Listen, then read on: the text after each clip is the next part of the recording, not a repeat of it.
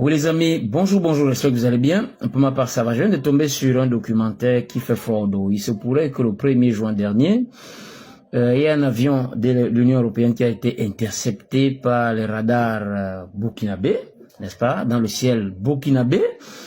Alors, on a tout de suite fait part au capitaine qui est en réunion, capitaine Ibrahim Traoré, qui a dit d'intercepter l'avion.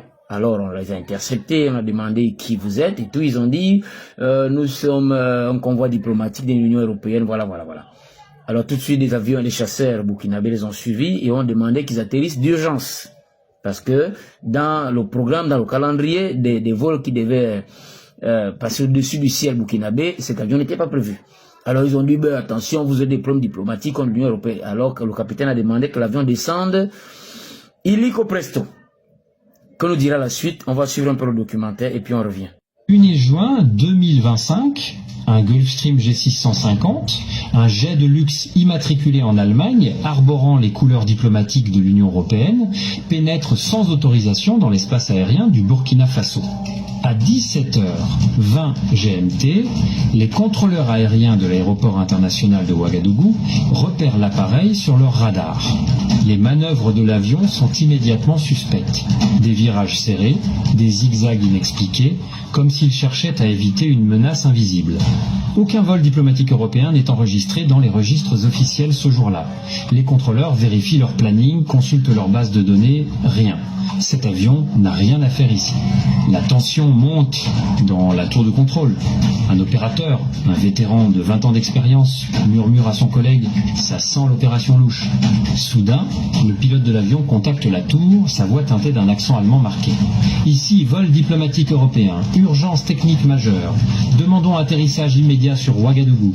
Sa voix tremble légèrement, trahissant une nervosité inhabituelle pour un pilote expérimenté. Les contrôleurs burkinabés échangent des regards méfiants. Quelque chose ne va pas. Ils alertent immédiatement la présidence en urgence absolue. Au palais présidentiel, Ibrahim Traoré, 36 ans, est en pleine réunion avec ses ministres, discutant de la lutte contre les groupes armés dans le Sahel. Lorsque l'appel arrive, il interrompt brutalement les débats. Son instinct militaire, affûté par des années de combat, et une formation anti-aérienne au Maroc s'éveille. Traoré, ce fils de paysan de la province de Mouhoun, devenu un leader panafricaniste inspiré par Thomas Sankara, sait reconnaître une menace. Un avion diplomatique européen non autorisé qui demande un atterrissage d'urgence, répète-t-il, les sourcils français. Il convoque son état-major dans la minute. Dans la salle de crise du palais présidentiel, l'atmosphère est électrique. Des écrans géants affichent des cartes de l'espace aérien, des données radars et des images satellites. Le commandant de l'armée de l'air burkinabé, un officier à la moustache grisonnante ayant combattu dans plusieurs conflits, prend la parole. Cet avion n'est pas un inconnu, annonce-t-il, projetant une série de photos satellites sur l'écran principal. Les images sont accablantes. Le même Gulfstream G650 a été repéré une semaine plus tôt au-dessus de la Libye orientale, atterrissant sur une base militaire contrôlée par des mercenaires étrangers. Un silence lourd envahit la salle. La Libye, un pays en proie au chaos depuis des années, est un carrefour connu pour le trafic d'armes et les opérations clandestines. Qu'est-ce qu'un avion diplomatique européen faisait dans une zone de guerre? Traoré, avec son esprit analytique, formé à la géologie, et son passé de militant marxiste à l'université de Ouagadougou, ne croit pas une seconde à une coïncidence. C'est une opération secrète, déclare-t-il, sa voix ferme. Ses années d'entraînement anti-aérien au Maroc lui ont appris à ne jamais sous-estimer une intrusion aérienne non autorisée. Le président prend une décision qui va changer le cours de l'histoire. Il ordonne l'interception militaire de l'appareil. Voilà, les amis, vous avez suivi, non? Ça, c'est un extrait de documentaire. Donc, c'est un avion qu'on avait perçu une semaine à l'avance en Libye. Qu'est-ce que cet avion de l'Union européenne faisait dans une zone de guerre, puisque la Libye n'a pas de paix depuis qu'on a éliminé Kadhafi. Alors, le capitaine Ibrahim Traoré demande qu'on intercepte l'avion, parce que l'avion est louche. Alors, on va faire descendre l'avion de force. Voici ce qu'on va découvrir à l'intérieur. On continue la vidéo. Je vous dis, ça fait froid d'eau. Voilà. Et avec ça, les gens viendront nous dire ici qu'ils ne sont pas au courant des accords coloniaux. Vous croyez que ces Européens font tout ça pourquoi? Dites-moi un peu. Pourquoi, pour moi, certains Africains sont bêtes comme ça? Ce matin encore, j'ai suivi une vidéo où Kam te dit que lui ne reconnaît pas, tant qu'il n'a pas vu le document des accords coloniaux, lui ne peut pas croire. Ibrahim Traoré est victime de tout ça, pourquoi?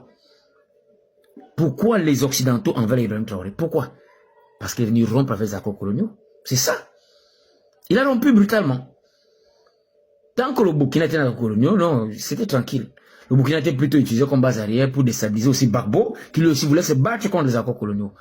Je vous dis, si les Africains souffrent, c'est ça. Ne cherchez pas loin. Les gens qui ne veulent pas qu'on en parle, soit c'est les ennemis de l'Afrique, soit c'est de gros ignorants, ou alors c'est tout simplement des maudits. On continue d'écouter. Qu'est-ce qu'on va découvrir? Parce qu'on va faire descendre l'avion, et je vous donne déjà un préambule. On va découvrir beaucoup d'argent en euros, encore dans des emballages de banques. Ça veut dire que c'est pas une petite main qui envoie cet argent. L'argent est orienté vers qui? La vidéo va nous dire. On continue. Oui, les amis, comme je vous l'ai dit, on passe directement à la partie de l'avion a été descendu de force et on va découvrir beaucoup d'argent dedans. On continue. En un seul endroit. Les 12 autres valises sont ouvertes méthodiquement sous l'œil des caméras de surveillance. Chacune contient la même chose, des millions d'euros en billets neufs. Les experts financiers burkinabais, dépêchés sur place, estiment la somme à plus de 200 millions d'euros. Mais ce n'est pas tout. Entre les liasses, des documents confidentiels sont découverts, des listes de noms africains, des virements vers des comptes offshore, des codes bancaires suisses et une liste détaillée d'ONG burkinabais devant recevoir ces fonds. Traoré examine les documents lui-même, son visage se durcissant à chaque page. Il reconnaît les noms d'ONG locales qui critiquent régulièrement son gouvernement dans les médias nationaux et ces organisations, se présentant comme indépendantes et humanitaires, étaient en réalité financées secrètement par l'Union européenne. Voilà les amis, si on nous donne pas assez de temps, vous avez compris non? L'argent était orienté vers les ONG. Les ONG. Méfiez-vous des ONG dans les pays francophones.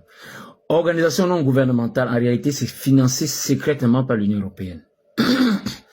Je profite ici à donner un coup de chapeau à Tangandji, qui a bas au Cameroun un travail formidable. Il a scellé l'ONG qu'on appelle le REDAC. Le REDAC est une ONG gérée par Aliscom, qui était partie à TV5 Monde demander à la France de prendre ses responsabilités au Cameroun.